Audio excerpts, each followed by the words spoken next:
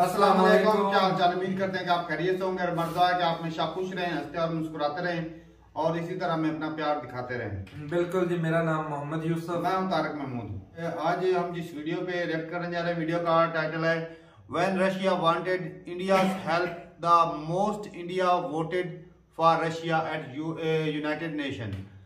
तो world fair की video है, वीडियो देखते हैं और अपना बयान पर देंगे। कौन करते हैं? 1 2 3 वीडियो स्टार्ट।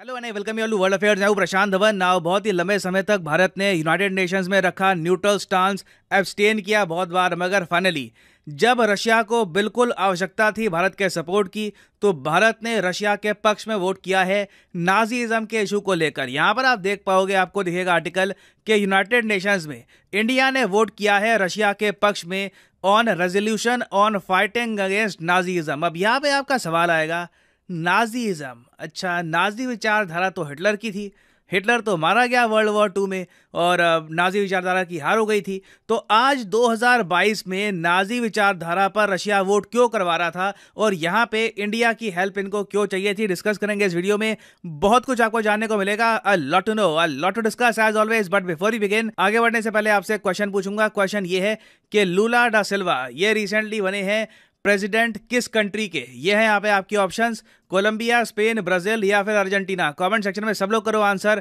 सही आंसर मैं आपको दूंगा वीडियो के अंत में। अच्छा, पहली बात तो यहाँ पर ये समझ लो कि अभी जो रीसेंट वोटिंग हुई है ये यूएन के सिक्योरिटी काउंसिल में नहीं हुई। सिक्योरिटी काउंसिल में आपको मिलेंगे सिर्फ 15 मेंबर्स। ये वोटिंग रशिया ने करवाई यूनाइटेड नेशंस के जनरल असेंबली में। जनरल असेंबली में कोई वीटो होता नहीं है और यहाँ पे जो रेजोल्यूशन है ये बाइंडिंग नहीं होते, मतलब कि जरूरी नहीं है कि इसको आपको फॉलो करना ही है। मगर यूएन जनरल असेंबली में टोटल मेंबर हैं 193। तो जब यहाँ पे एक रेजोल्यूशन पास होता है तो माना जाता है कि ये दुनिया की आवाज है, दुनिया भर के सारे देश मेजॉरिटी में इस साइड को सपोर्ट कर रहे हैं। तो यूएन की जनरल असेंबली में रशिया ने कहा कि देखिए एक रेजोल्यूशन हमको पास करना होगा जिससे जो भी लोग दुनिया में आज के समय हिटलर की जो नाजी विचारधारा थी उसका समर्थन करते हैं, उसको प्रमोट करते हैं, जो रेसिज्म को प्रमोट करते हैं, इवन इस्लामाफोबिया को प्रमोट करते हैं, इन सब के खिलाफ दुनिया को मिलकर खड़ा होना होगा। ये थी रशिया की कॉल। और आप जान के हैरान होंगे, मगर ये जो रेजोल्यूशन है ये प्राइमरली टारगेट करता है यूक्रेन को। पहली बात तो यहाँ पे आपको समझनी होगी कि बिल्कुल हिटलर 1945 में मर गया था। 30 अप्रैल 1945 को हिटलर ने सुसाइड कर ली थी, मगर हिटलर की जो विचारधारा है आज भी कई जगह जिंदा है। अब फॉर एग्जांपल यहाँ पर आप देख पाओगे, आपको आर्टिकल मिलेगा यूक्रेन के नियो नाजी बटालियन। यूक्रेन में कई जो सोल्जर्स हैं, कई बटालियन हैं, उनके कनेक्शन है या आप कह लीजिए उनको काफ़ी इंस्पिरेशन मिलती है हिटलर की विचारधारा से। और यहाँ पे आप देख पाओगे इवन यूएसए का जो मीडिया है ये भी कह रहा है कि यूक्रेन की जो नाजी प्रॉब्लम है ये बिल्कुल असली है। Even if Putin's denazification claim agent, ये यहाँ पर कह रहे हैं कि चाहे पुतिन ढोंग कर रहे हो कि मैं नाजीज के अगेंस्ट लड़ रहा हूँ, मगर रियलिटी में यूक्रेन में बिल्कुल आपको नाजी विचारधारा मिलेगी। कहीं ना कहीं यहाँ पे लोग हैं जो हिटलर की विचारधारा का समर्थन करते हैं कि एक रेस है जो बाकी रेसेस से ज्यादा स्ट्रांग है और ये लोग बहुत ज्यादा रेसिज्म भी प्रमोट करते हैं। अब यहाँ पे आपका सवाल आएगा, अच्छा यूक्रेन में हिटलर का समर्थन क्यों होता है? आई मीन हिटलर का आज के समय समर्थन करेगा भी क्यों? हिटलर की विचारधारा थी भी क्या कि जर्मन जो रेस है, जो आर्यन रेस है, ये बहुत ज्यादा स्ट्रांग है। उसके अलावा हिटलर ने क्रूरता के साथ ज्यूज को मारा था। देखो यूक्रेन में जो हिटलर की विचारधारा है ना, वो ज्यूज के अगेंस्ट इतनी नहीं है, क्योंकि आप देखोगे जेलेंस्की खुद एक ज्यू है, उनके प्रेसिडेंट है। मगर हिटलर की विचारधारा का एक पार्ट ये भी था कि हिटलर रशियंस को पसंद नहीं करते थे। रशियंस जो by race, by ethnicity Slavs हैं, इनको हिटलर बिल्कुल मिटा देना चाहते थे। और वर्ल्ड वॉर 2 में आप अगर जाकर देखोगे ना, तो उस वक्त यूक्रेन का जो ये वाला पार्ट है, उस वक्त Ukraine as a country independent था नहीं, ये बस यूएसएसआर का ही पार्ट था। मगर जब हिटलर की फोर्सेस बिल्कुल पास पहुंच गई यूक्रेन के, तो यूक्रेन के एक बहुत ही बड़े पार्ट ने कर दिया सरेंडर और ये कहा हिटलर को कि देखिए हम आपकी हेल्प करेंगे, इसके बदले में हमको बख्श देना, हम आपकी हेल्प करेंगे यूएसएसआर में स्टालिन को हराने में। और इस बात को लेकर आपको दुनिया भर की इंसाइक्लोपीडियाज में बहुत सारे पेजेस मिलेंगे कि किस तरीके से यूक्रेन ने कोलैबोरेशन करी थी नाजी जर्मनी के साथ। ये एक हिस्टोरिकल फैक्ट है। अब हालांकि यहाँ पे आप कह सकते हैं कि ऐसा नहीं है कि यूक्रेन के लोग हिटलर की विचारधारा से एग्री करते थे, इनका कुछ और इशू था। इनको स्टालिन पसंद नहीं था, इनको उम्मीद ये थी कि हिटलर आएगा तो स्टालिन पीछे हट जाएगा तो इनको थोड़ी आज़ादी मिलेगी। बट कहीं ना कहीं आप कह लीजिए 1945 से ना यूक्रेन में नाजी विचारधारा के प्रति एक आप कह लीजिए अट्रैक्शन सा पैदा हो गया, और ये अट्रैक्शन आज भी जिंदा है। जब यूक्रेन लड़ रहा है रशिया से, हिटलर ने बेसिकली किया क्या था, हिटलर ने अटैक किया था रशियंस को। तो यूक्रेनियंस भी आज के समय काफ़ी जगह ये इंस्पायर होते हैं हिटलर से, कि जिस तरीके से एक बार को हिटलर ने भी रशियंस को खड़का दिया था, हम भी एक बार को रशियंस को खड़का देंगे। हालांकि अंत में हिटलर की हार हुई थी, यूएसए और यूएसएसआर ने मिलकर हिटलर को हरा दिया था। मगर आप कह लीजिए ये हिस्ट्री का एक बहुत ही अजीब सा पहलू है कि यूक्रेन में आज भी आपको हिटलर की विचारधारा के बहुत सारे फैन मिलेंगे। इसका मतलब ये नहीं है कि पूरा जो यूक्रेन है ये फॉलो करता है हिटलर की विचारधारा को। उल्टा ज़ेलेंस्की काफ़ी बार कह चुके हैं कि हिटलर गलत आदमी था, उसने गलत काम किए थे। मगर यूक्रेन में काफ़ी जगह आपको सैनिक मिलेंगे, काफ़ी इनके गांव मिलेंगे, इनकी डिस्ट्रिक्ट्स मिलेंगी जहां पर नाजी विचारधारा की प्रॉब्लम बिल्कुल जीवित है। और काफ़ी बार पुतिन ने क्या किया है कि यूक्रेन की जो ये नाजी प्रॉब्लम है इसको हाईलाइट करते हुए, ये इसको पॉइंट आउट करते हुए कहा है कि देखा इसीलिए मैंने यूक्रेन पे अटैक किया है। आपने देखा होगा पुतिन ने हाल ही में कुछ महीने पहले जब अपने देशवासियों को भाषण दिया तब इन्होंने ये कहा कि यूक्रेन में इनका ऑपरेशन तब तक नहीं रुकेगा जब तक ये यूक्रेन को डीनाजीफाई नहीं कर देते, यूक्रेन से जो नाजी विचारधारा है इसको बिल्कुल रिमूव नहीं कर देते। और हाल ही में यूनाइटेड नेशंस में जो ये रशिया ने वोटिंग करवाई है नाजी विचारधारा से लड़ने के इशू के मामले में, कि क्या आप हमारे साथ हैं हमारे खिलाफ है, इस मामले में रशिया का एक हिडन यहाँ पे हिंट यही था कि यूक्रेन में जो इशू है ना, यूक्रेन में जो प्रॉब्लम है नाजीज़म की, हम उसको भी सॉल्व कर रहे हैं। तो इसलिए यूएस और यूके इस रेजोल्यूशन के खिलाफ थे, अगेंस्ट खड़े हो गए। इन्होंने ये कहा कि इस रेजोल्यूशन से रशिया जस्टिफाई कर रहा है अपना अटैक यूक्रेन पर।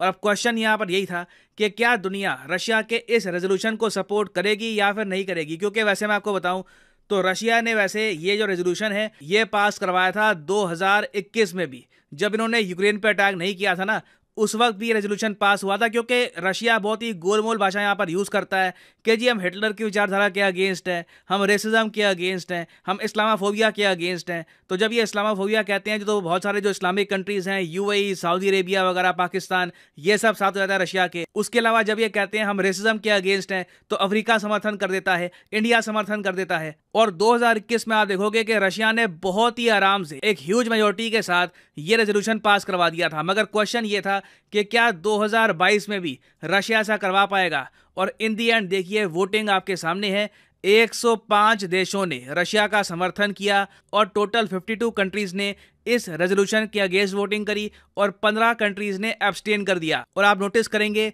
कि भारत ने वोट किया है यस, यहाँ पर समर्थन किया रेजोल्यूशन का। पाकिस्तान ने समर्थन कर दिया क्योंकि रशिया ने यहाँ पर नाजीज़म के साथ इस्लामाफोबिया का जो एंगल है ये भी ऐड कर दिया था। और आप नोटिस करोगे चाइना समेत बांग्लादेश, वेरियस कंट्रीज ने रशिया के इस रेजोल्यूशन का सपोर्ट किया है। Of course USA, UK, Ukraine वगैरह इस रेजोल्यूशन के खिलाफ खड़े थे। ये तो ऑब्वियसली यही कहेंगे कि ये जो रेजोल्यूशन है इसमें रशिया का कोई प्लान नहीं है कि हिटलर की विचारधारा को खत्म करना है। ये लोग मेनली बस यूक्रेन को टारगेट करना चाहते हैं। और अभी जो G20 समिट होगा ना इंडोनेशिया में, जहां पर ज़ेलेंस्की ने ऑलरेडी कह दिया है कि ये पार्टिसिपेट नहीं करेंगे अगर व्लादिमीर पुतिन भी जाते हैं इस समिट में। तो इस समिट में आने से पहले आप कह लीजिए पुतिन ने ग्राउंड वर्क तैयार किया है ताकि बाकी कंट्री से बात कर पाएं कि देखिए यूक्रेन में नाजी की भी प्रॉब्लम है ना, तो जो वो प्रॉब्लम है वो भी हम प्रॉपरली सॉल्व कर रहे हैं। हम ऐसा नहीं है कि बस सिविलियंस पर बॉम्बिंग कर रहे हैं। इस अटैक के पीछे एक हिस्टोरिकल रीजन भी है। और इस G20 समिट में आप देखोगे कि पुतिन को बिल्कुल हेल्प चाहिए होगी इंडिया से, चाइना से, ताकि बाकी जो G20 देश हैं जो आलोचना करेंगे पुतिन की, इनके क्रिटिसिज्म को पुतिन झेल पाए। ऑलरेडी आपने इसलिए देखा होगा कि पुतिन ने इंडियंस के बारे में भी बहुत स्वीट बातें बोली स्टार्ट कर दी है कि इंडियन सिटीजन्स टैलेंटेड हैं, हम लोग पर्पसफुल हैं, हम लोग 1.5 बिलियन की आबादी है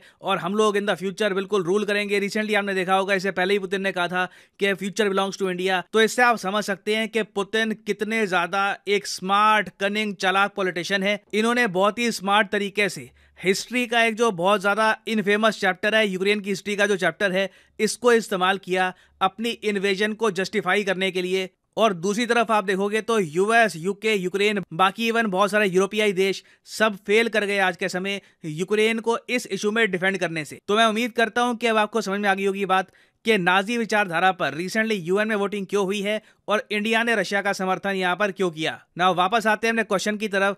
क्वेश्चन यहाँ पर यह था कि लुला दा सिल्वा ये रिसेंटली बने हैं the new president of which country. तो सही उत्तर यहाँ पे है option C, the country of Brazil. हालांकि इनके चुनाव को लेकर अभी भी थोड़ा सा डिस्प्यूट है, मगर अभी के लिए ये बात तय है कि ये बनेंगे ब्राजील के अगले प्रेसिडेंट। फाइनली यहाँ पर मैं ये भी ऐड कर दूं कि लाइफ में अगर आप एक बार प्रॉपरली यूपीएससी एग्जाम की तैयारी करना चाहते हैं जेन्युइन तरीके से, तो आप अनअकैडमी का स्पेशल कॉम्बो पैकेज परचेज कर सकते हैं। कमेंट सेक्शन में जाइए, यहाँ पे आपको मिलेगा लिंक इस कॉम्बो पैकेज का।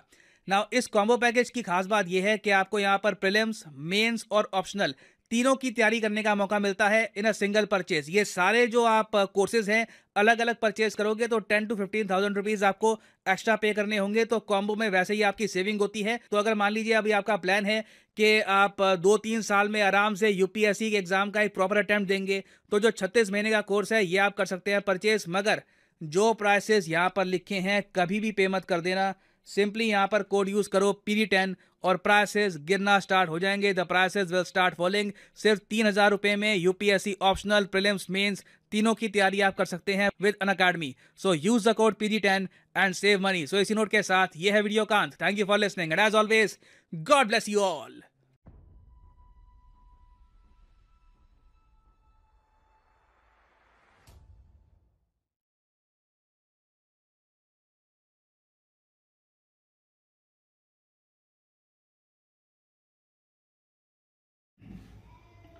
चलें जी, वीडियो ख़त्म हो गई और ये तो कमाल ही हो गया। वैसे इस दफ़ा तो बनता ही था वोट, क्योंकि इंडिया ने कई दफ़ा अब्सटेन किया, पाकिस्तान ने भी कई दफ़ा किया है, लेकिन इस दफ़ा तो पाकिस्तान में भी वोट दिया। इकट्ठे कैसे हो गए भाई? ये अपने अपने की बात हो। इंडिया तो दोस्त है वैसे, और पाकिस्तान जो है वो इस्लामोफोबिया की वजह से वो कर रहा है वोट के ये होता है ना कि एक खास कम्युनिटी के खिलाफ जो नफरत होती है या उसके खिलाफ कोई भी कदम उठाना होता है वो होता है। वो नाजीज़म भी इसी तरह था, जिस तरह जर्मनी में हिटलर जो थे ना, उन्होंने जनाब लाखों यहूदियों को मारा था। तो ये कोई भी कम्युनिटी हो भाई, जुल्म तो जुल्म ही होता है। जिस तरह उसको इतनी जाती दुश्मनी थी या वो यहूदियों से इतनी नफरत करते थे जर्मनी वाले? ऐसे ही है भाई, होते ना कुछ लोग, तो उसने भाई मारा भी, बड़े जालिम किस्म का लोग बंदा था। और बाकी मुझे पहले नहीं पता था कि उसने खुदकुशी की थी। अगर इतना हिम्मत वाला होता तो भाई डट के मुकाबला करता, जो मुसीबत सामने आती है करता फिर मुकाबला। अच्छा, खुदकुशी की? ये खुदकुशी वाला, चाहे किसी ने, चलो भाई खुदकुशी की है तो मैं मतलब सर ने बोला है तो होगी। बाकी भाई अभी सर्च करना पड़ेगा कि ये पूरी थोड़ी सी हिस्ट्री के बारे में पता होना चाहिए। बाकी इंडिया और रशिया के रिलेशन बहुत स्ट्रांग है, ये हिस्टोरिकल है रिलेशन जो है काफी स्ट्रांग है। इंडिया का तो बनता है, इंडिया तो हर हाल में और चाइना वैसे भी रशिया का साथ दे रहा है, क्योंकि रशिया अमेरिका के खिलाफ है, वो भी बात है। बाकी इस मामले में तो अमेरिका भी बोल पड़ा ना भाई, ये नाजीज़म के सिलसिले में अमेरिका ने भी वोट नहीं दिए, उसने खिलाफ दिए ना। अच्छा, लेकिन वो कह तो रहा था कि इस वजह से रशिया जंग करे या ना करे, लेकिन वहाँ यूक्रेन में ऐसी पब्लिक है उनकी जिनकी जहनियत ऐसी है। तो भाई साहब ये असल में अमेरिका को तो पता है, जो मेन वजह है ना भाई साहब, वो साथ में जो मर्जी हो जाए अमेरिका और रशिया इकट्ठे नहीं हो सकते। दूसरे नंबर जो वो कर रहा है ना, वो दबाने की कोशिश कर रहा है, अग्रेशन दिखा रहा है यूक्रेन को। तो एक कानूनी तरीका मिल गया है कि मैं जी वो खत्म करने की कोशिश कर रहा हूँ, और ताकि दुनिया ज्यादा उंगली ना उठा सके। असल में वो लोगों की उंगली रोकने के लिए ये बात है। और जहाँ पर मेरे साथ इतने कंट्री हैं, 195 कंट्री में से अगर 105 ने कर दिए वोट, तो साफ जाहिर है पीछे फैसला तो उनके हाथ में। कुछ कंट्री ने अब्सटेन कर दिया, कुछ कंट्री ने खिलाफ वोट किया। वो वही करेंगे, यूरोपियन कंट्री करेगा, अमेरिका, ऑस्ट्रेलिया, ऐसे कंट्री करेंगे वोट खिलाफ। बाकी जो थे इंडिया और दूसरा पाकिस्तान और भी बहुत सारे, बांग्लादेश ने भी वोट किया, बहुत सारे कंट्री ने वोट किया है। तो ये तो वोट जो है भाई साहब, ये जो रेजोल्यूशन थी, ये तो रशिया के वो वो पक्ष में, हाँ, हक में उनके हक में होंगे, तो इससे रशिया को फायदा है। और बाकी रशिया जो है भाई साहब, जिस तरह वो पुतिन इंडिया की तारीफ कर रहा था, तारीफ भी बनती भी है। हाँ। क्योंकि इंडिया के लोग टैलेंटेड भी हैं, पढ़े लिखे भी हैं, भाई इतनी बड़ी और कम्युनिटी है, तरक्की भी कर रहे हैं। चाहिए ना, इंडिया ने ऐलान भी किया है ना अपने मुल्क में भी। हाँ, मुझे अब भाई पब्लिक अब ज्यादा चाहिए, सही बात।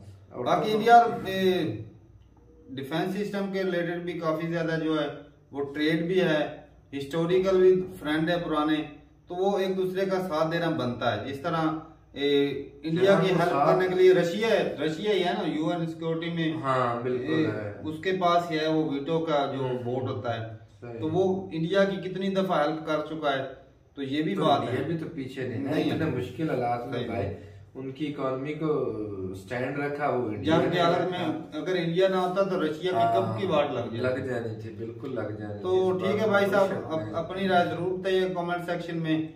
मिलते नए वीडियो के साथ, तब तक के लिए इजाजत दें। अल्लाह हाफिज।